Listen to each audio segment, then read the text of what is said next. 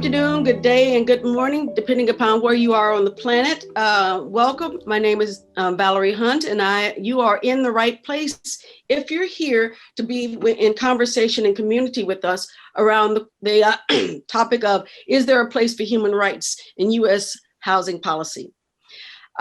This is a presentation for our beloved conference, AAAS Conference for Human Rights, Science, and Technology. And my name is Valerie Hunt. My colleagues are Richard Sharp, Sean Watkins, and Patrick Zimmerman. We are in one way affiliated with the Center for Equitable Policy in a Changing World. And as is the way we do work as a BIPOC person, there are many, well, as a Black Indigenous person of color, there are ways in which I appreciate having the opportunity to model how we engage in discourse and dialogue for the betterment of community. So could we go to the next slide? I have been told by many people that plan A is your plan and plan B is your life. So you need to make sure you got a plan B. So thank you all for being in community with us as we move to our plan B. Welcome, welcome, welcome from all over the places and spaces. We in the Pacific Northwest engage in acknowledging the land, air, sky, and water on which we are being sustained by. And we also, particularly for those of us who are how can we say, who are not originally from this land, we have created a labor acknowledgement. So let me go to the first one. And on behalf of my colleagues here, we acknowledge the land on which we stand, sit, and are engaging in this two-dimensional reality as the traditional home of the Ohlone in what is now known as San Francisco, and the Coast Salish people, which is in the Pacific Northwest, the traditional home of all tribes and bands within the Duwamish, Suquamish, Tulalip, and Muckleshoot nations. Without them, we would not have access to this gathering and to this dialogue.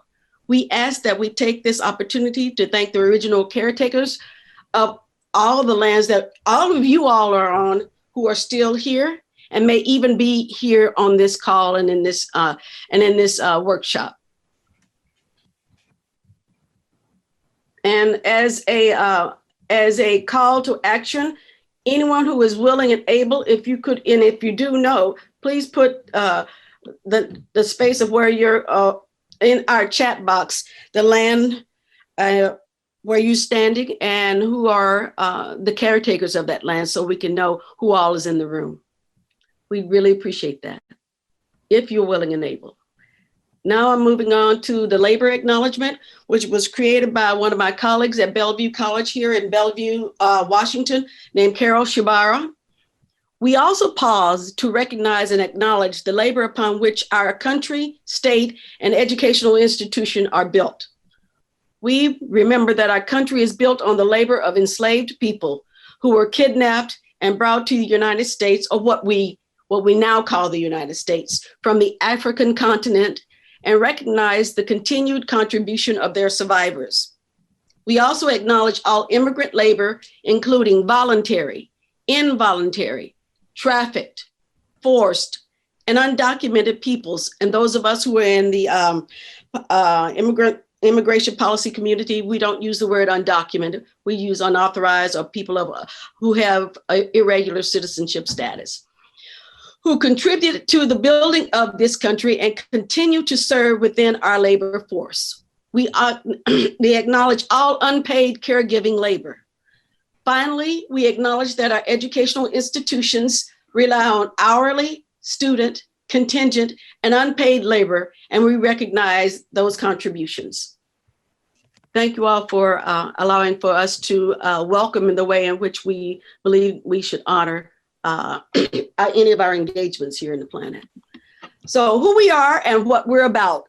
I am pleased to say that out of longstanding friendships, for me, it was friendship of 3 years, and for Patrick and Richard, I guess it's a friendship of what, 20 years?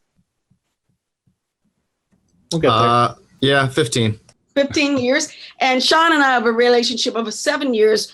We have sat down and realized that in 2016, if not us, who would be able to bring to bear some new ideas about what kind of environment and what kind of world we wanted to be in. And at that time, that's where each of us were, but we weren't together at that time. And so 2 years ago, we realized that setting up a center where we could put our own voices into the mix would be the way in which our legacy for our children and our children's children. So the mission of Center for Equitable Policy in Changing World is to engage successfully. People need to be educated on what they can understand and to place political activity into its social and historical context. And then people are ultimately able to make decisions that reflect the nexus of their interests and the integrity of the democratic process. And so we believe that research is most effective at influencing politics, policy, and public discourse when paired with open access, entertaining, articulate writing, discussion, and consultation. And we're hoping that we get to do that today. So this is not so much lecturing, but we're engaged in exploring what might be an opportunity to bring on a new way of thinking about housing and housing policy and affordable housing into policy arenas. So where we are now, housing equity and housing stability, we would like to submit our basic human rights. And they are, excuse us for the fancy word, but every once in a while we like to indulge in Latin. But they're alongside the rights of such as clean water, air, and the right to move across state borders. And at present time, this is what we would like to submit, but most places in the country do not consider housing or housing policy to be in the realm of human rights. We believe that if we do consider housing, affordable housing, as a human right, it would be allowed through the process of leading with racial equity.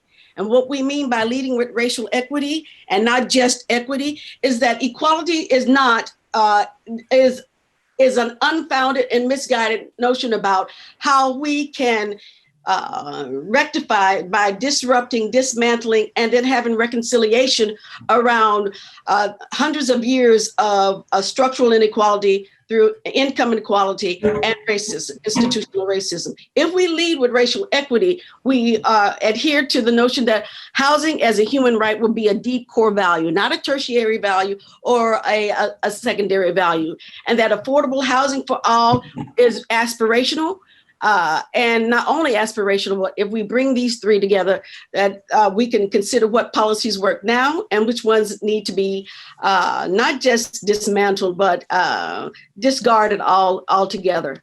So how is housing currently defined in U.S. society and policy arenas? We're going to talk about Seattle at this time for where we are in our exploration. So Sean, if you could share with us, because Sean is,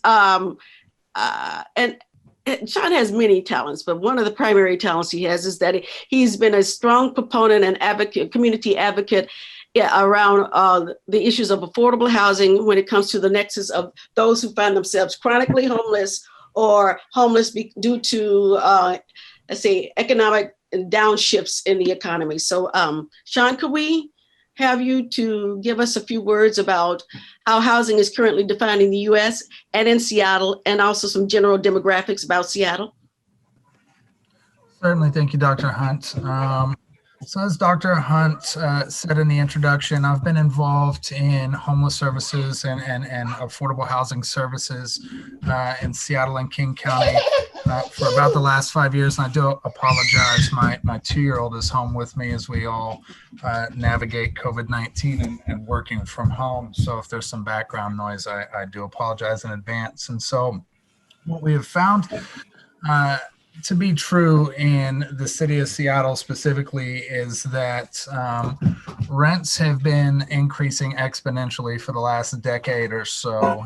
And I pulled some numbers prior to the workshop today, and what I found was that in 2020, the median income for a family in the city of Seattle is around $112,000 a year, and the median rent around $2,200. But what I've also found is that we have a minimum wage in Seattle. The minimum wage in Seattle is set at $15 an hour. And on average, a person that makes $15 an hour earns about $2,400 a month. So, basic math tells us that this doesn't even begin to cover rent. When you start to parse out folks that are extremely vulnerable to shifts in housing markets, folks that might be on disability, Social Security, supplemental income, things of that nature, average payments for those programs range around $1,200 a month. And so what's happened in the city of Seattle is that folks are just simply priced out of the housing market. Folks are priced out of market rate rental units. And so we've had to scramble in the city of Seattle to come up with affordable housing policy that is equitable. And we've not been able to really figure that out in the city of Seattle. There are a limited number of units available. Those units are only available generally through third-party social service agencies. I can't generally just go out and apply for an affordable housing unit. And so Dr. Hunt has put in here equitable for whom, and that's what we find in the city of Seattle throughout, right? Is that there's not equitable access for the people most impacted or most at risk or most vulnerable to these shifts in housing and rent prices. And so we've really developed a crisis here in the city of Seattle that is a huge driver for displacement. We have a crisis. There's a huge driver for homelessness. Seattle has the third largest homeless population in the United States of America, but a median income of $112,000 a year for working families. And so you'll have to excuse me for 1 second. I apologize. So this is kind of where we're at with Seattle. We have a number of programs in Seattle that are geared towards helping folks get into affordable housing units. We discussed prior to this workshop, we have a program here in Seattle called Rapid Rehousing. Rapid Rehousing is a program that supposes or is predicated on the idea that we can subsidize rent for 6 months, and that after a 6-month time frame, folks are supposed to be able to afford market rent units. And we know that these things just don't hold to be true in the current housing market in Seattle. So, Dr. Hunt, I'll pass it back to you for now. Thank you, Sean. We have we know that housing is not a new problem. We definitely know that homelessness is not a new problem. What is the challenge is that the reality that we live in the United States is that we have put so much of what is considered to be just basic values within a intergenerational democratic society to be on an individualistic perspective. Sean talked about the housing market. There's also even a homelessness market, meaning that some some cities actually have relationships with organizations that make quite a bit of money in providing what's considered rapid rehousing or temporary housing. And so that doesn't really solve the problem because it's still considered as a market consideration. And so that changes the stakeholders and who can make some decisions. And so here in Seattle, we pride ourselves in being a progressive city. And one of the ways in which we consider ourselves to be progressive is that our neighborhoods are all friendly and our neighborhoods are all livable. And so one of the policies that grew out of this in the latter part of let's see, this is 2020. Yeah, the latter part of the 2010s is a policy called HALA, which is, help me out, Richard. Hi there. Yep. Yes. Housing, it's the Housing Affordability and Livability Agenda for the City of Seattle, and it's really a large collection of programs. There are a big list of 65 strategies that are implemented here. With the goal, and I'm quoting the city's words here, to create an affordable, livable Seattle. That is the objective right here. There are many components to it. I think Sean spoke to a couple of the tools that get used here. And one in particular that we have focused on recently is called the Mandatory Housing Affordability, which is a program that mandates that new development either contain affordable housing or the developers pay into a fund which the city uses to produce affordable housing. It has, interestingly, explicitly a racial equity component. When decisions are made about how to go forward with mandatory housing affordability, that is one of the lenses that's explicitly intended to be examined. And Valerie, I'll hand back to you unless Okay. folks want to hear 64 more pieces of Holland. Thank you, colleague. So where we are now is that as a community of scholars, I don't know if we want to call ourselves scholars, but scholar practitioners, is that we wanted to figure out in what way can we assist in looking at this new policy, because with HALA and the housing affordability component of it, new policy has to be implemented, and an array of benchmarks. And if these benchmarks are not relevant to the reality on the ground, then there's a need for us to, when I say us, it's incumbent on not only researchers, but members of the community to see if there's a different policy alternative, and actually to be actively engaged in evaluation of the policy, to actually see if we need to define the policy in yet another way. And another way that we consider to be appropriate is to define housing and housing policy and affordable housing as a human right. So what if we define housing and affordable housing as a human right? What would our cities look like? That's where we started. What would our cities look like? Most developers think of it as having ideal neighborhoods that involve a particular socioeconomic level, access to certain kinds of resources, and often they evaluate by virtue of if we are able to provide those resources all over a particular area. And that's not necessarily possible if you have a housing market, which is what Sean was speaking to earlier. What I'd like to do right now, we can do some lightning chat. If you could put in the chat, what do you think in terms of the city that you live in, if housing and affordable housing were considered a human right, what would your city look like?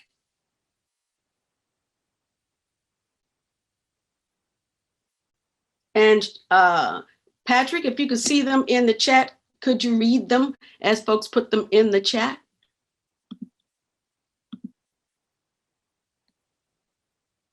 Someone, Alexis Wellwood says there wouldn't be tent cities on the streets. Katayana Falsetti, more diversity of socioeconomic levels. I would definitely say yes to both of those from the perspective of America's most expensive real estate, San Francisco. Helena Herbon says empty parks because people have beds and safety. Daniel Desaltels, less segregation. Karen Garcia, racial diversity. I would like to add one of my own, and that would be that there would be a lot of trees. I grew up in the country. I mean, way out in the country in Arkansas, and trees make a difference. Mm-hmm. And there would be a lot of trees and grass and leaves and all kinds of green space, irrespective of your income level and irrespective of your marital status or your immigrant status or your citizenship status. Ariel Bierbaum, better learning in schools because kids are stable and safe. Kit Donahue, children would also, another education one, children would receive better education and living conditions because they don't have to move all the time. And Karen Belial was fewer health problems. Oh, one new message. That's it. And I'd just like to acknowledge some of those answers as far as in the areas of education and health problems. I think that's great that we have the understanding that housing instability leads to negative outcomes across a broad spectrum. When you look at overall outcomes around health, overall outcomes around education, overall outcomes around socioeconomic status later in life, overall outcomes as far as involvement with the criminal justice system. These negative outcomes are all linked to housing instability, and you see that over and over again in this area. In Seattle and King County, where folks who are housing unstable just kind of get caught in this trap where they do suffer these awful outcomes. So I think that's great that our participants have identified that, and I appreciate. Yeah, to build off what Sean was saying, when building this model and starting this project, we initially started looking at losing housing as sort of a cliff that people can fall off of. And it's much, much harder to get back over that, because once you lose housing, it's harder to get a new job. It's harder to maintain your kids in school. It's harder to do all of these things. Mindy Reiser says a place where people come together in informal groups across class and race to work for enhanced communities and to see the community as a shared heritage. And Angelita Castro says water sanitation. As somebody who lives in a very dry state that is about to go into a drought period again, water matters. I think that seems to be comments coming in from the audience. We're going to hand this back to Val and Sean. Actually, I've got one follow-up question to this that I am just having just now, really. That is, what if housing were a human right? What would our city look like? Follow on to that is one thing that we've discussed. How is it viewed now? One issue of that we've discussed is, and especially with Holland and Seattle, I remember when I first started hearing about it, what I was hearing about was this grand bargain between developers and the city. And so we've discussed a bit. There's the affordable housing here is being viewed kind of explicitly through that lens that the economics has to work, right? Somehow that's been assumed, and that's part of the gap between where we are now and what things would look like if housing were a human right. I'm very curious if there are if folks might elaborate on that or can think of other ways in which the current view of housing in the United States is not seen through a human rights lens, but through what are the other what else do we have to overcome to get to this point?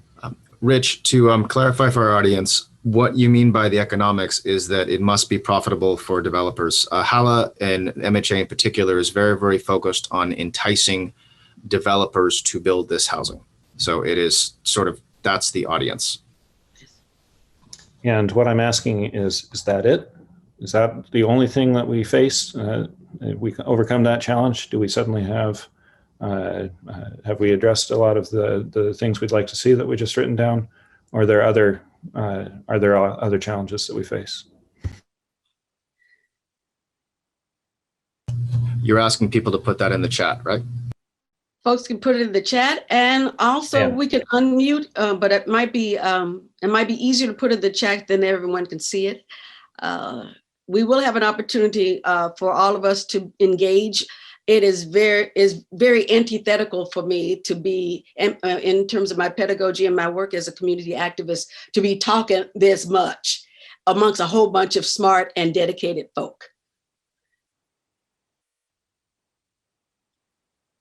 So if you all are interested in answering Richard's question, Patrick, if you could read maybe one or two of them, and then we're going to move forward about talking about the how we're using what we're doing and why we're doing it. Mm-hmm. We have two came in pretty quickly. Helena Herbon asks, we should also consider land and apartment owners and eviction courts, and also the legal system I'm assuming on both sides, actually, for both tenants and for landowners. Ariel Bierbaum suggests we have to change the fundamental structure of how we value, allocate, and tax land and real estate. Again, our audience, both of these focus on land, how we treat land, how we see land, how we commodify land. How we commodify land, yes. Richard and I were talking just yesterday. It might have been Richard Patrick and I were talking about yesterday that affordable housing for a lot it's a land issue and not a rights issue, not a human rights issue. It's a lands issue, and that's the dirty little secret that.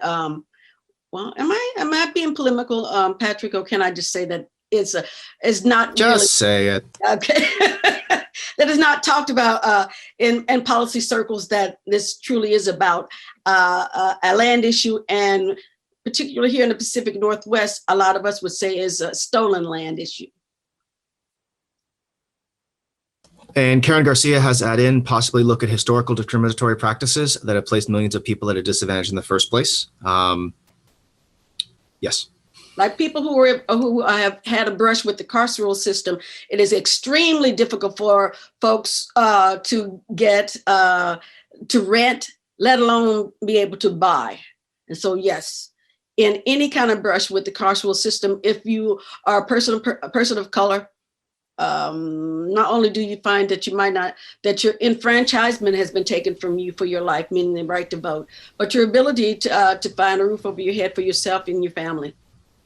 I also read Karen's comment as talking more broadly about long-term structural inequities, which both sometimes directly prevent a particular group from accessing housing, but also sometimes more indirectly in as much as it prevents them from building wealth. Yes. And the land question makes it an intergenerational, that affordable housing is an intergenerational consideration, not just for an individual or for land, but for the ability for communities and neighborhoods and human beings to live with the dignity that we expect for all human beings. So we've talked about, I'm going to take a moment so that we can actually get to some of my colleagues right now are very excited to show you that how we implement, not how we implement, but how we evaluate the way in which HALA is being implemented. We can see that there's another way of thinking about how to evaluate the possibility of having dignity within communities, rather than we find out where we should be putting housing because of economic issues. So let me see if I can move this. And for those of you in the chat, we are seeing you, and I like this chatter. I think Val, our colleague Dr. Hunt, wants to move on to showing something. So we do see you. How might we create racial equity in housing? And so two of the driving questions we have right now, as we are theory building and hypothesis building, and then also exploring a model that would help this, is might we create racial equity by putting affordable housing where there are people in neighborhoods that need it? That's usually the question that planners ask. And a second question planners usually ask, or other policymakers or developers, is putting affordable housing in every single block in the city. Usually they don't think of it that way. So I'd like to take us into some of the unknown realms about thinking about leading with racial equity in housing. And oops, how do we get there? Excuse me for a moment. I need this. The future. You know what? There are a couple of things we need to talk about, but excuse me, you all, I missed a slide, but that's the joy of being in this three-dimensionality in a two-dimensional space. Sometimes you don't need to be playing with PowerPoint. So I'm going to stop sharing my screen and then talk to you all directly. Now it's time for us to discuss if there is a different way of evaluating the benchmarks that have been identified by a progressive city with progressive policy around affordable housing. So I'm going to turn it over to Richard and Patrick for you all to identify the specific indicators from HALA, which is the progressive policy, and how we would consider, instead of evaluating that policy and those indicators, what would be a different way of thinking about how all the elements that you all have put in the chat, how that could actually happen. So I am giving it over to Richard and Dr. Patrick, and I will start sharing my screen. Well, I will go right from pick up right from there. So this is getting down into the actual policy that sort of dragged us into and got us all thinking about this problem in a common way. So when we started this work, our attention was focused on HALA, which is the City of Seattle's affordable housing strategy. I mean, it's really a big policy that's been rolling out over a number of years. It's been before the electorate a couple of times, and we're really moving along. We are beyond deciding whether this is going to be the policy for the city and well into implementing that policy. And in particular, I'm going to talk mainly about this mandated housing affordability component of it, which we mentioned a moment ago. And I want to first introduce the tools that the city is using right now to try and decide if they're achieving their objective of making housing, affordable housing available, and making sure that it is the decisions that they make when doing that are take racial equity into account. And the main tools that they have for doing this are a pair of indices. There are two main indices that are used when the city is making these decisions. One of them they've named the Displacement Risk Index. It is a statistic which takes into account a number of measurements, such as the racial makeup of a neighborhood, the state of the schools in the neighborhood, the availability of parks in the neighborhood, the cost of housing in the neighborhood, a large number of factors. Yeah, there we go. And there's an index that's built out of these many factors. Some are weighted more heavily than others. And that value is computed over areas of the city. And here on this page, what you're seeing is how the city views this. It is an overlay on a map. Areas of the city with high risk of displacement are shown in red there. And if you are familiar with Seattle, these areas are not going to surprise you. When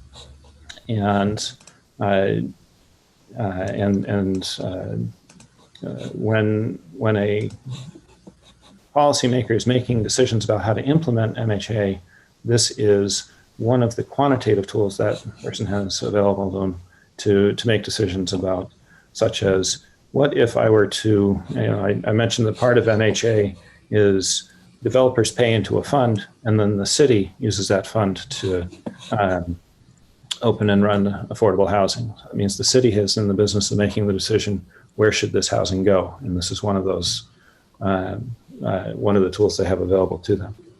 The second one is the Access to Opportunity Index, which is a very similar,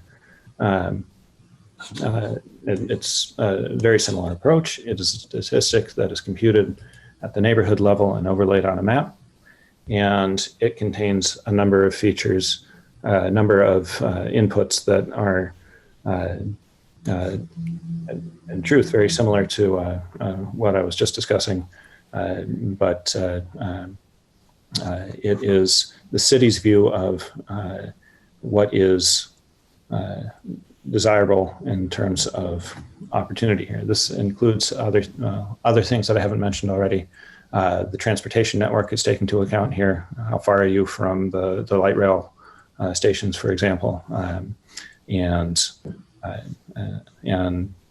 school scores. School scores. I think I already mentioned that one, but a number of these things. And these are the main two tools that are being quantitative tools that are being used. Of course, the city has a number of qualitative approaches it takes as well. This is not the end all and the be all of their decision making, but these are two quantitative tools that inform them when they are making these decisions. They are based on geography.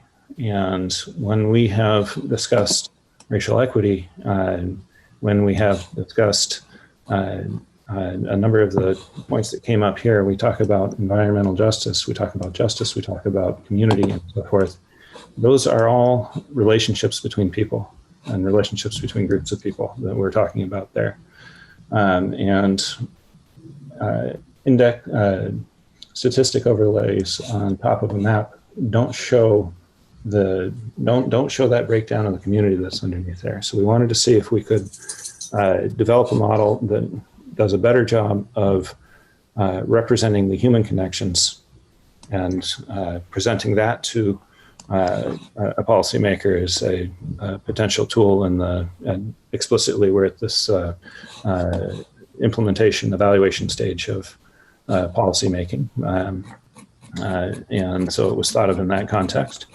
But basically, is there a tool that we can help give to policymakers, which is going to help us reveal how groups of people are connected rather than the properties of a piece of land? We have had a number of discussions just in our previous work together and with some colleagues over the last year or so. One topic that has come up a number of times is network analysis, network models. And by this, for example, Jim shared with us a network model that connects people in academic settings. People are connected when they co-author. What do networks of people who co-author together look like?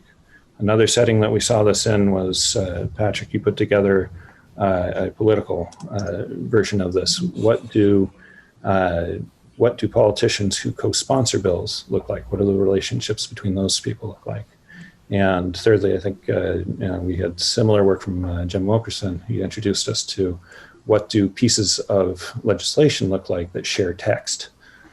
So these are the sort of network analysis that we've been exposed to over the last year got us thinking about how can we show the communities of people that are impacted by these policies and their relationships with each other. So we've been working on a pilot network model here. But what does it mean? First, let me just say a couple of things about network models in my conception of them. And I have to say, one of the things that working with folks like Dr. Hunt has really opened me up to is that in my background, I'm a mathematician. And that means that I have a certain vocabulary.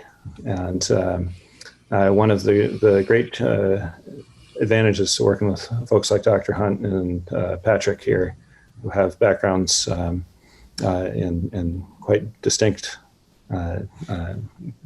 communities, is learning to translate the words that I know into things that make sense there. I'm going to try and do that right now. And if I am misleading you, or if you're unclear, please stop me and let's talk about it. Let's get to a common understanding here. This is a network model, and there are two basic elements to it. There are nodes, all those points you see on there, and there are edges, all the connections between them. The nodes that we have in our model are intended to represent groups of people, and the edges are intended to represent the connections between them. Now, we don't go all the way down to imagining that we have a social network in the sense of what Facebook is looking at, nor do we. We do not claim that the points in our model are intended to represent individual people. We are looking at communities that live within areas of the map. Most of the data that we expect that we can use to inform a model like this is going to be similar to census data. I say similar because the city also, the census collects data based on its census tract and other regional determinations. The city collects similar data in a sense, but at a different resolution when it, for example, the city zoning maps use different boundaries. So we may pull data from there too. As a way to quickly jump in and define the data for this project, for the pilot, we used census data from the American Community Survey years 2010 to 2018.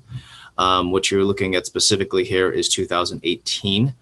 And the reason we did that is because it's available and it's a good, it's easily available and it's there as a pilot model. This is at census tract level, because once you drill down lower than that, there's a lot of optional reporting queries, which means there's a lot of missing data. May I interject here, because Richard, to clarify where we are, community here, we are not looking at relationships between people all throughout Seattle. We actually took 2 neighborhoods. We wanted to look at a neighborhood that was considered by the current policy, that the progressive policy here in Seattle, that indicates that it's an opportunity-rich neighborhood, meaning that it's easy to walk from one place to the next. It has healthy food at the ready in every block. The wonderful schools within walking distance. And then we looked at a neighborhood, because as I said earlier, Seattle's a city of neighborhoods. The neighborhood of Rainier Beach is not considered an opportunity-rich neighborhood. So when we go back to and then of course, let me just speak about the racial makeup. In Wallingford, which is the map at the top, it's the racial makeup, I would say, up until about 5 years ago, was 98% white. And Rainier Valley is more mixed of Latina, Black, Latinx, Black and African American, and white. Now, what Richard and Patrick were speaking about in terms of the nodes and the edges is that this is a model of similarities, not between neighborhoods, but people within those neighborhoods that are similar across neighborhoods. So thank you, Rich, for letting me clarify that. So we're not looking at everybody in Seattle, but the relationship between folks and access to resources between those two. Exactly. We are trying to encapsulate in the nodes groups of people who are similar within Seattle, and those edges have nothing to do with geography. I know that Pat just said that at the moment the nodes are the node literally represents all of the people in a given census tract. This is our first cut of the pilot, and we intend to go deeper than that. Clearly, the additional pieces that need to be in there in order to reveal what we hope to policymakers, which is give them insight into questions of racial equity. Race needs to be a component of the node, and income as well. We expect to find data like that from census crosstabs and similar. But it's those connections between them. Those are census tracts right now, but the connection between them has nothing, no geography connection is there. They aren't adjacent tracts. They are connected by a number of factors. In fact, you can start to see some of the factors listed just below the map right there. This is, they are connected by a measure that we have put together also as just a very first cut, which is intended to represent their shared access to housing. This has a couple of components. Obviously there's a couple of pieces of the financial component in there. Do people in these in the various tracks here have access to affordable rental units? What is we've got the number of affordable units per capita. There is rent as a percentage of income, and the bottom quartile of rent in that neighborhood. There are other pieces in here, such as total population. Seattle has been growing extremely rapidly, especially Patrick mentioned that we've taken a look at the data in 2013 and 2018. The city exploded in population in that time. Just a clear point of clarity, when our colleagues are looking at this, remember we've been looking at this a lot. These are not red neighborhoods and blue neighborhoods. Okay, I just realized very good point. You need to let folks know what's going on here. Rainier, Wallingford is the opportunity-rich neighborhood with maybe about, I don't know how many census tracts, but 40 plus, and that's the red. Yep. The blue is Rainier Beach, which is a little bit coastal to Lake Washington, and the airport. I'm not sure how many, and I'm not sure how many census tracts are there. So what you're seeing is relationships between people's access, groups of people in each of those census tracts.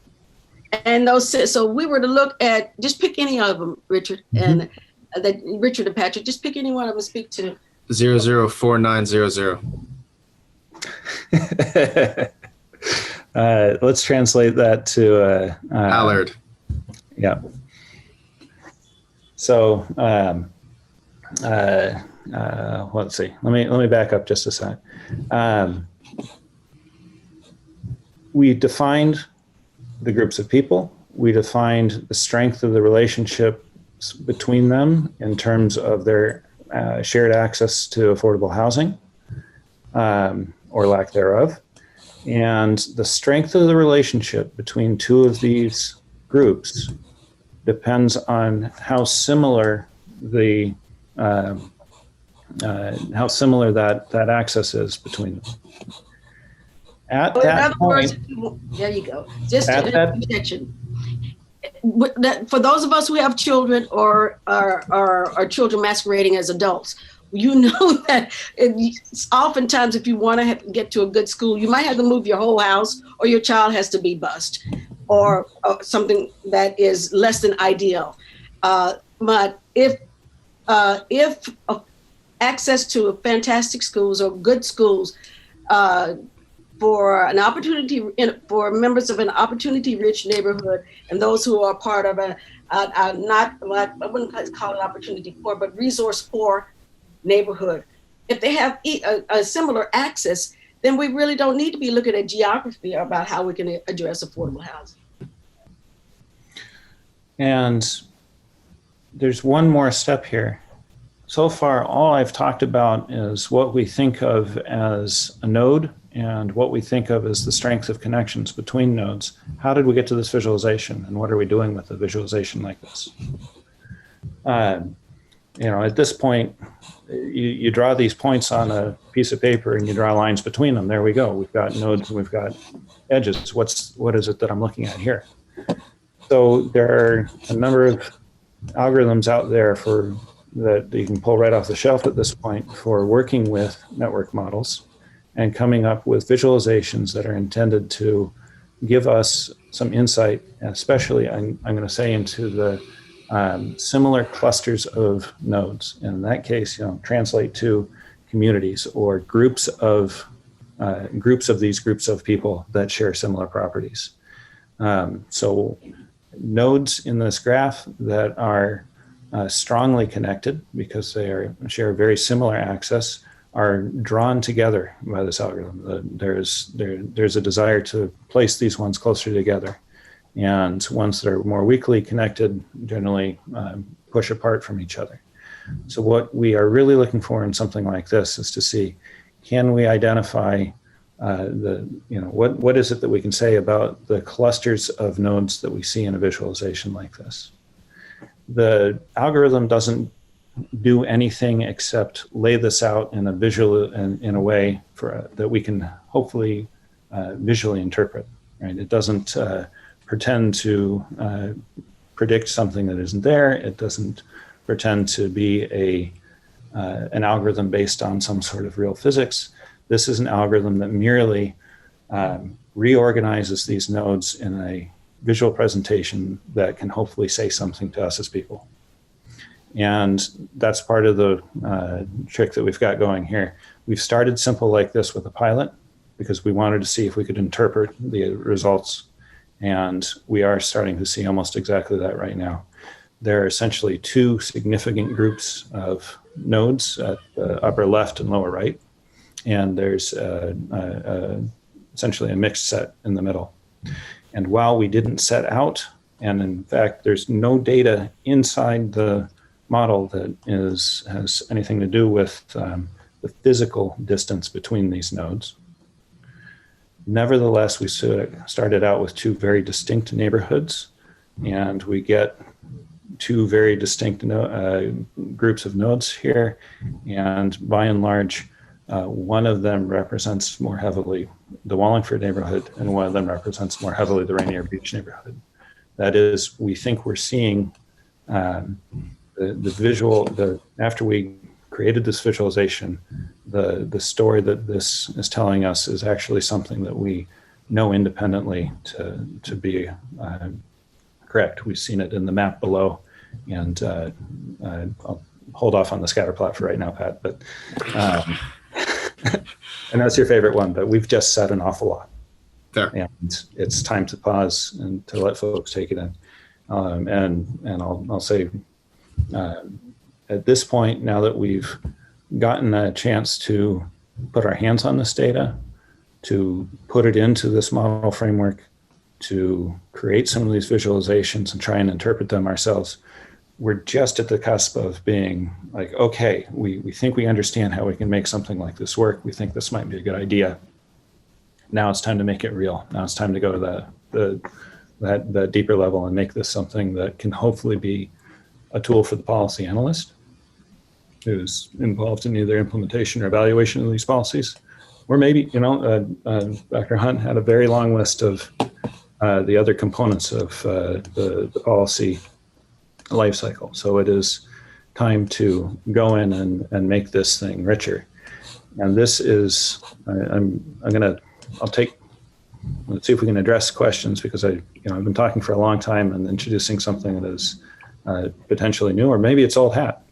Let's see if that was understood. But my big question coming after that is, what are the most important things for us to include when we go forward with this? Where does it fit in the policy making process?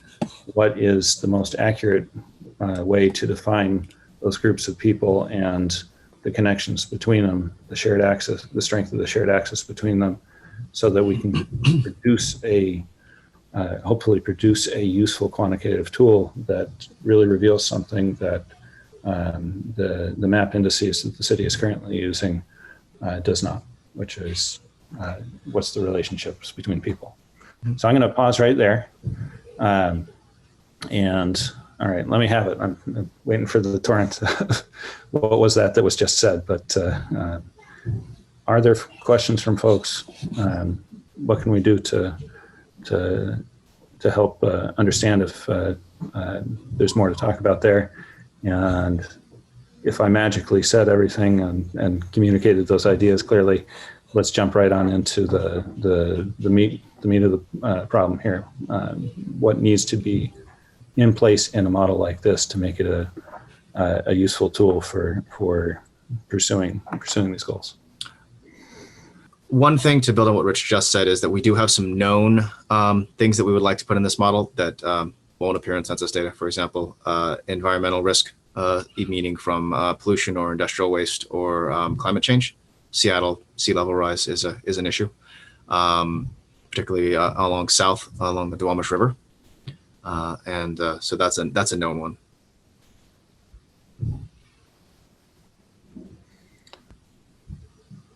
All right, let's start with the big question then first. Does a model like this have a place in the policy evaluation process here? Are we going to do more harm than good with a model like this? Is this going to, or do we think there's promise to reveal something of use here?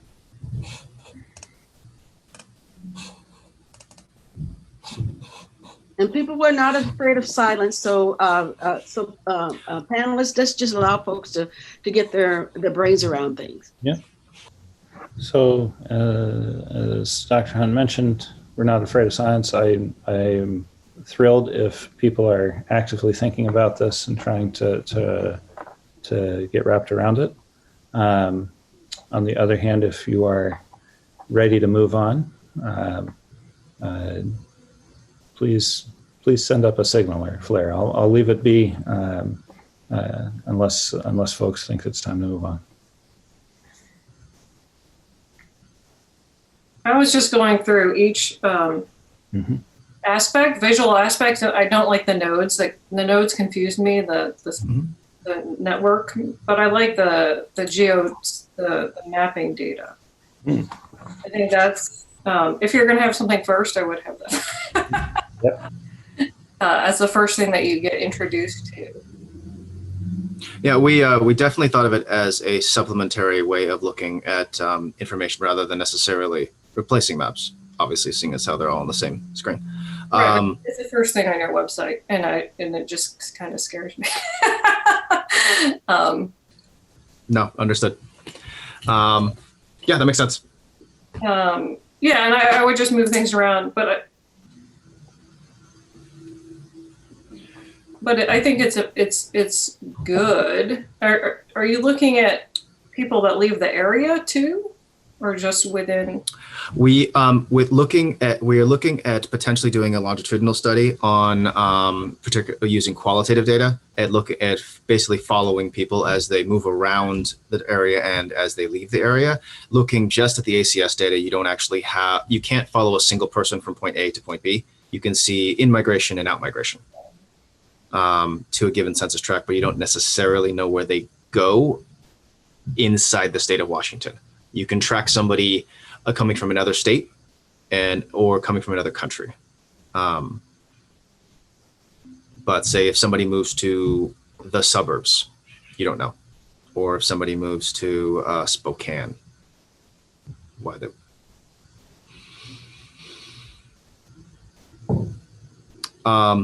does everyone get that the sliders beneath the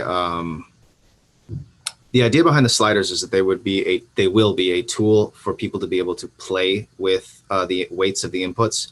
Say if you think minority population percentage is a greater influence on access to housing than say tenure, how long somebody has lived in a given place, or basically that's turnover.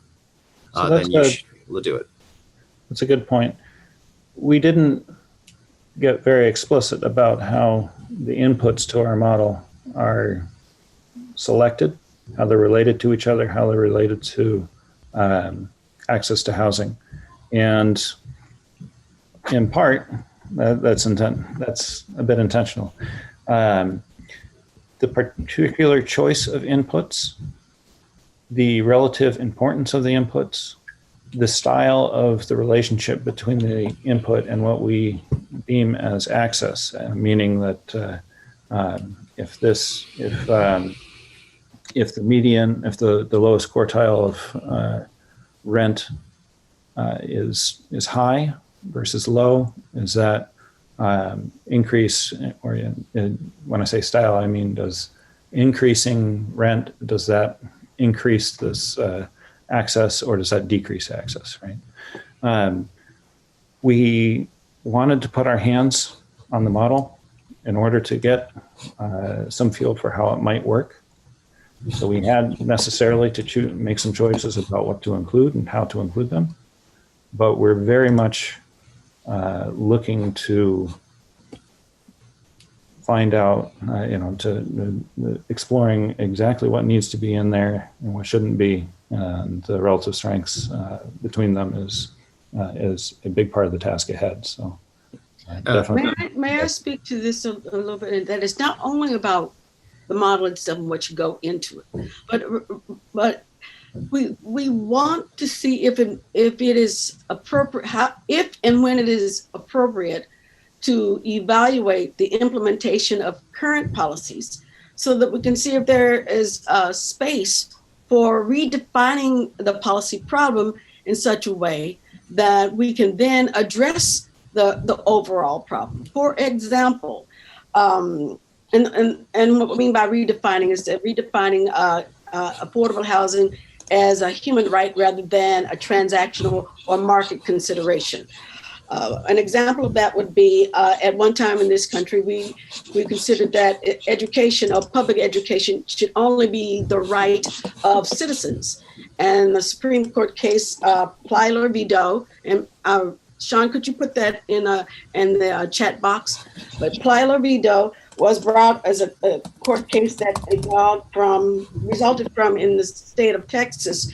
The educational system there wanted to bar children of undocumented parents were not going to be allowed to attend attend school.